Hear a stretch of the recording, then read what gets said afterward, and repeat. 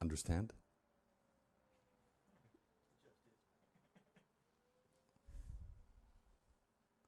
That's Zen. It's not mysterious. If you're thinking, it seems difficult and mysterious. You know, it's interesting in the Bible. If you go to the Bible, the same situations, Jesus is doing the same thing.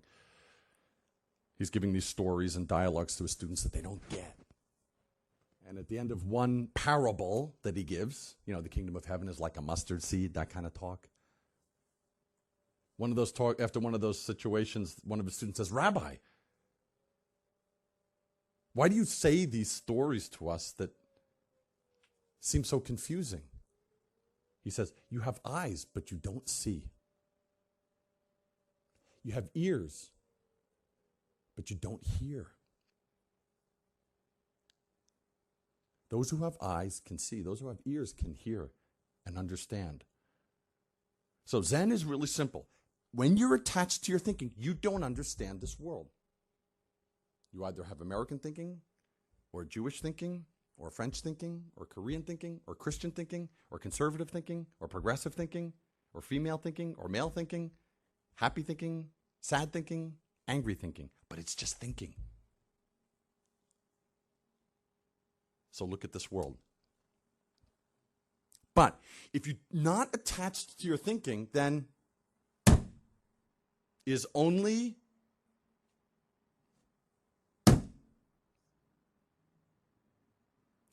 very, very simple. So, when we live in this world, yes, we have to understand things. We have to think. You have to provide for your family. You have to plan. You have to study.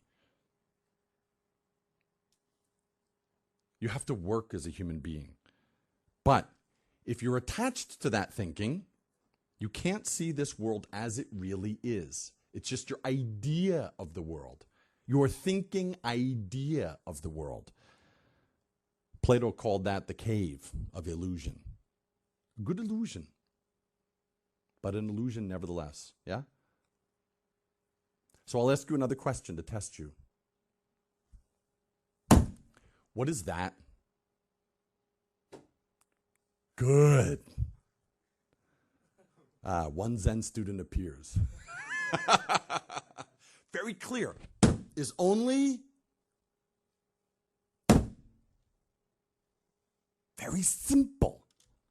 Very simple. Very simple. Moment to moment to moment.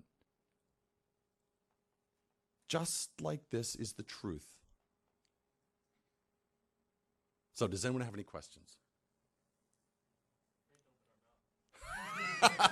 No problem. Now it's open mouth time. Yes. I just wanted to know why a Buddhist television network, and if it's something that's all over Asia, or is this one of the first ones? I don't know. I mean, I actually grew up watching Oral Roberts, you know, but it has an Oral Roberts feel to me. Yeah. This is just electricity, images, transmission. So Buddhism can also be transmitted as a basic teaching, just like we look at BBC or CNN or YouTube to get information. And that information can open people's minds or can close their minds further if they're attached to it. So the interesting thing is it's not used to control or manipulate people. It's not, if you learn Korean and you see what is happening on TV, on this station, it's teaching that's given out to there are many Christian people who watch it, who just learn from it how to look inside their own mind. Just look inside their own mind. So Buddhism is not attached to anything, also not attached to technology. So just using this technology to present a message, maybe a message of looking inside. And if you look at the history of Buddhist teachings, the fact that in 2,500 years of Buddhist teachings, there's never been a war, there has never ever been a war in the name of Buddhism, and not a single person has ever been killed in the name of Buddhism, then you can say that perhaps the message that comes out of a Buddhist television might be a little bit interesting, a little bit useful for the world. It's a non-conflict teaching. So using a television station is not itself good or bad. It's how you use it. It's like a knife.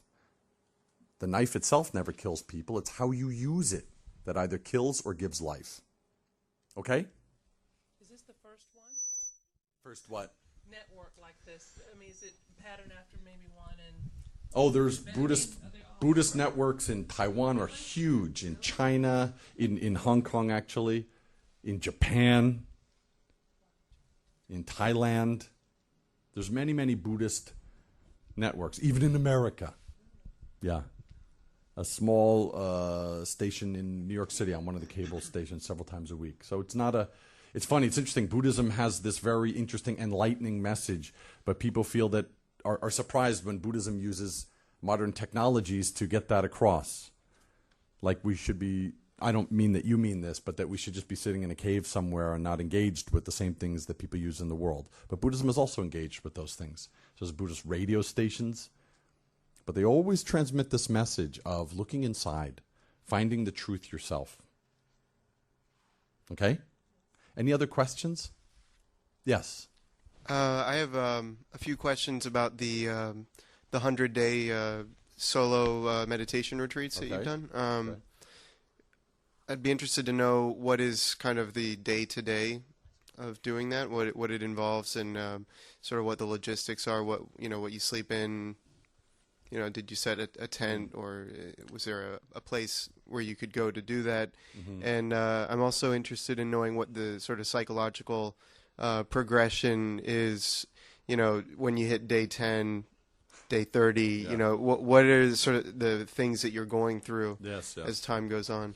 A 100-day retreat is not special. It's not. It's not unique to Buddhism either. Again, I always try to emphasize these things by going back to perhaps the Bible, because a lot of that's our Western tradition's sort of operating system. That's our operating system in the West, is the Bible. And, you see Jesus going off into the desert for 40 days and 40 nights, alone, tempted by the devil, etc. So a 100-day solo retreat is not really special. It just means looking inside. Just looking inside. So we have a schedule where everyone is different for their retreat. So getting up at 3 o'clock in the morning, doing many prostrations, doing chanting, and doing sitting meditation. It's done in silence, of course. And there's just this question, what am I? What am I? So it varies from retreat to retreat. Now there's a structure that some people follow where they do lots of meditation. Other people will do the retreat by doing lots of chanting. It's all according to the person. We see this in the Desert Fathers of the Christian tradition as well. So it's just this intensive looking inside. It's just looking inside. That's all. Okay? So the progression is different from day to day. There are high points and low points. There's periods of intense loneliness. We know this with Jesus, where he says, Father, take this cup from me. Take this cup from my hands. I don't know if I can handle this. And there's periods of great exhilaration and ecstasy. But the retreat is to pass through all of those things. To pass through all of those things. What am I? That's a retreat. So we don't bring books on a retreat, magazines. There's no phones or newspapers, computers. It's just sitting, facing a wall or looking at the ground, just keeping this question, breathing in, breathing out, breathing in, breathing out, just in this moment. That's all. It's very stupid, actually, sitting there, keeping the schedule, looking at the floor. What am I? What am I? Very stupid. But what's real interesting, what's more stupid, is the suffering that human beings make in this world with their own thinking. Read the papers, turn on the news. It's all created by human beings thinking and desire and attachment to desire. So a retreat means letting that go and returning to what is the fundamental basis of my existence. What am I? When you ask that question, all thinking is completely cut off. When you ask, what am I? When I was born, where did I come from? When I die, where do I go? When you ask that question, you're thinking, it can't go anywhere. That point, before thinking arises again, that point has no name, has no form. There's no coming, there's no going. There's no me, there's no you. There's no life, there's no death. No God, no Buddha. If you call it something, it's a mistake. But some people, when they talk about it, they call it God, or Buddha, or Christ in nature, or the Holy Spirit, the absolute, holiness, true self, true nature, Allah, Yahweh,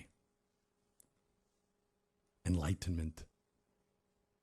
But has no name, no form.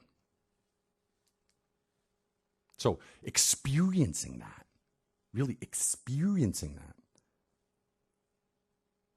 and functioning from that point, not from your thinking, not from your religion,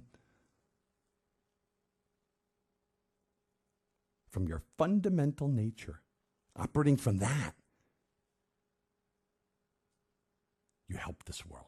Because your nature and my nature, that same nature, it's the same thing. It's the same nature. But when we call it something, Holy Spirit, then it's different. But fundamentally, it's not same, not different. It's like the space in this room, yeah? Space. This is Korea, yeah? This is a space in Buddhist television room, yeah? This space here. Here we go. This is Buddhist television space. But this space right here that you can grab, maybe, and the space in the lobby of Butler Library right now, you say, this is Buddhist television, that's Butler Library. But it's the same. The space is the same. The space, this space and that space, it's the same nature. But human beings are attached to name and form and deluded by name and form, so they don't see it's fundamentally the same. Same with me, same with you. So a retreat is just a way of, for some period, letting go of the normal things that we have to do with life, setting up a structure, and then being able to have time to look into that, to have experience of that, to have taste of that, and then functioning from that point.